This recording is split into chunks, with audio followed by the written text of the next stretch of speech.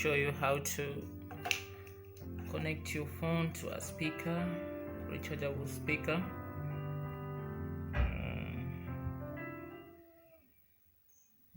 Connect our power from the battery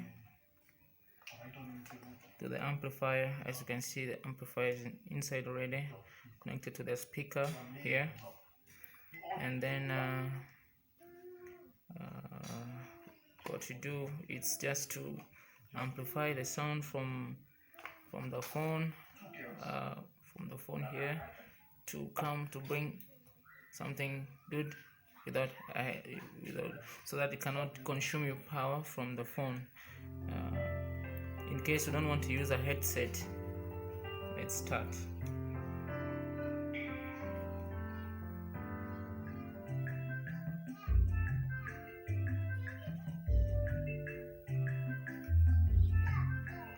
It's already on.